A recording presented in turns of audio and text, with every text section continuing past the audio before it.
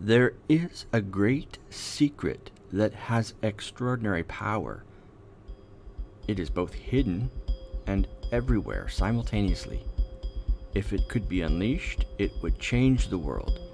In fact, it could save the world.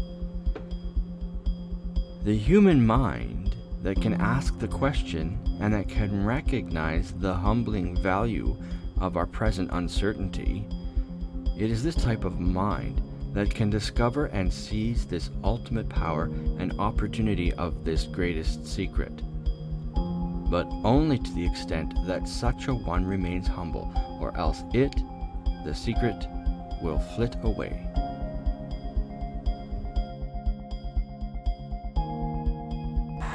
So I'm outside and it's quite bright, got the sunglasses on. I got my GoPro, I got my mic here embedded in so I can do some easy editing for myself. And this whole episode is pretty much about a great secret. And I came across this place a while back and I thought, what is it? There's all this cut limestone bedrock and it's kind of shaped like a Greek amphitheater. I'm going to take some shots around the area so you can get a sense of what I'm talking about, but it's a little bit of a mystery. I have a theory, I'll explain that, but good place for some shots. The Great Secret. So what is it? How long should I keep you in suspense? This is the 12th episode of the Spark the Why vlog. This one, perhaps more than any previous episode, stands alone, but at the same time, it does have some connection to what came earlier. The earlier episodes are not a prerequisite, however. I'll tell you what you need to know as we unveil the secret.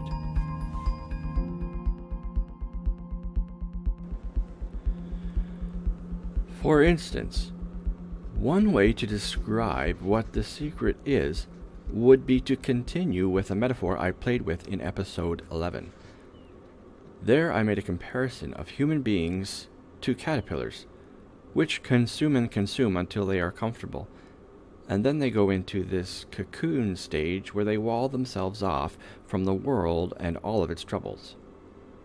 Unlike real caterpillars, humans by and large do not seem to emerge from the comforts of the cocoon. And that is a shame, because the experience of the butterfly is so vastly richer than the caterpillar or the pupae in its cocoon. So in a real sense, I am saying that the secret is like the undiscovered life of the butterfly. Of course, this is a metaphor, but consider from a point of mere amusement how impoverished is the life experience of the caterpillar as compared to that of the butterfly with its liberation from a terrestrially bound existence. Describing the secret by use of a metaphor does not in and of itself reveal the secret. But this particular metaphor is useful because it suggests to us that to know the secret is to live it. The life that is lived by the caterpillar or the pupa in the cocoon does not offer much to this creature regarding what a life with wings and a greatly reduced need to consume would be like. It is only when the little thing has transformed and emerged with its wings dry and unfurled that an enormously different life experience is discovered. There is actually some deep power within this metaphor, for the physical transformation of this insect is quite remarkable. Humans do not go through anything like this actual physical transformation, but we do have terminology across pretty much all of the world's cultures to describe a transformational process, and it is usually encountered within a religio-spiritual frame of reference. For example, the term enlightenment is one that comes to mind. These days, however, one must tread carefully when throwing out any loaded term. We so easily fall into polarization in certain circles, and this is actually understandable because there is so much uncertainty and anxiety in our present reality. It is the job of the thinker that asks questions to try to find the way, or at least the flavor of it. There is so much that unites us, we human beings. It seems like we are missing the point whenever we entrench with our particular viewpoints, whenever we wall ourselves off in a cocoon of safety and shut others out. But we tend to default to this terrestrially defined life in the consumer society frame of reference because, well, that is what is on offer. And this way of life is just so pervasive.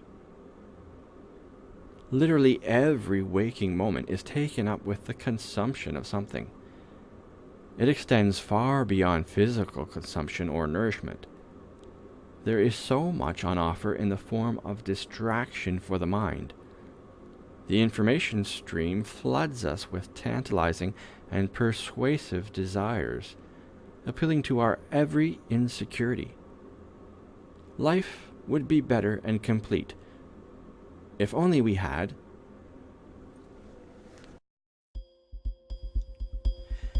and on it goes.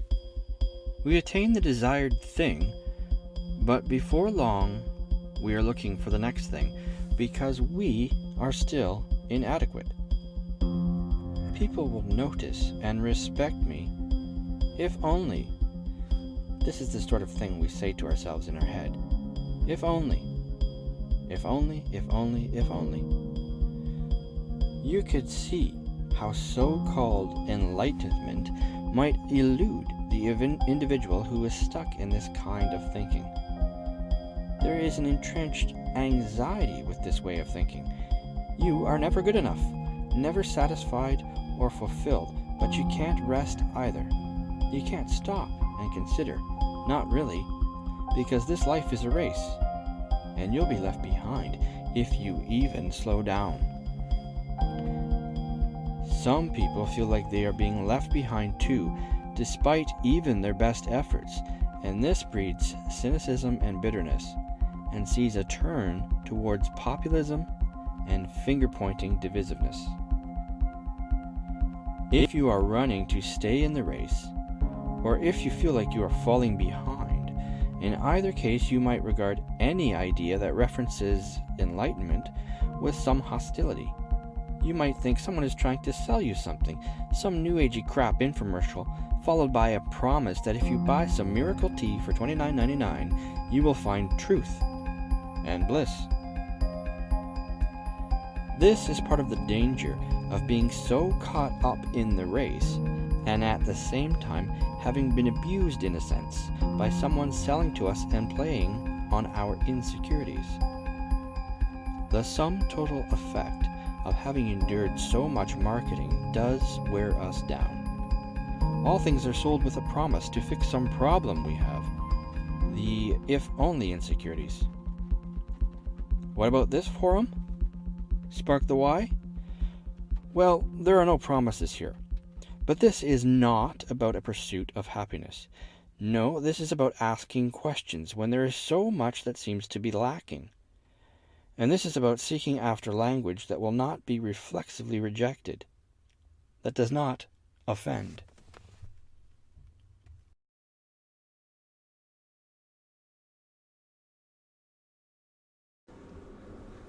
That said, I want to share with you another way of looking at the Great Secret, as I have discovered it. You just need to head on over to my website, following the link that I'll put up, and just kidding. So a way to make reference to the Great Secret, and do so without offending anyone, is to try to find a universal term that is not so loaded with cultural or religious baggage. I can think of nothing better than the idea of the human heart. I don't mean the physical heart, of course. What I want to hold up and offer as an idea is something of a metaphysical heart.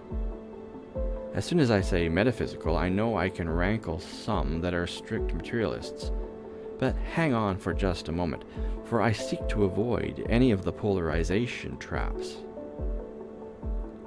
There is a clue to the heart that we ought to be after in that statement itself, because although we cannot physically grasp it, surely we can recognize that there are many universal qualities shared by humans everywhere, like the fact that we all love our children. And what are these best qualities of ourselves? How might we describe the good that we hold in common? I argue for the heart. Let this be the symbol of the best of what we are. What infuses life with meaning? What is behind the story that inspires? What drives the heroic individual or the feats of exceptional athleticism?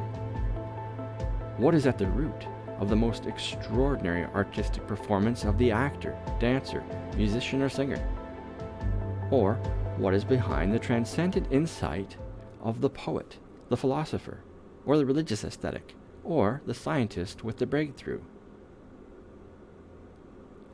I can't think of a better umbrella term that captures the best of ourselves than the idea of the human heart as considered in the broadest possible sense of the term. This is not to suggest that simply evoking the concept of the human heart means everything falls into place. While in part it is a mindset, it is also a thing that must be felt deeply. The trouble is, the world of our making and life as defined by our made world can get in the way. It would be easier if you could have a sign that could encourage and confirm that you're on the right track. I know this kind of doubt quite well. It can make you want to give up the good fight, because the pervasive world of our making is just such a big, monstrous thing to overcome. Recently, though, I had what I might call a sign. I cannot express this in another way. And what was this sign? Well, for that, you'll need to come back for part 2. So I'm to the top of the amphitheater. It's about, got to be about 12 different levels. You know, you can obviously, like, it's embedded in the side of a hill. And I think I've solved this mystery, but I'm just going to have you have a little look here. I don't know how much you can make out. And turn my camera around. You can see that at the top of this amphitheater, there's a little, well, it's quite a significant size storm pond. So I think the answer to the mystery is that this whole hill has been reinforced with all of these large blocks of cut bedrock, because if this storm pond ever caught a lot of rainwater, it could wash out this end and it would flow downhill, make a big mudslide, go right into a river which is at the base, and be a heck of a mess for the city. And so I think that over time this is all going to fill in with soil, and it'll become just a series of rolling hills. At least this is my guess. Anyone has a different answer, you can leave a message in the comments.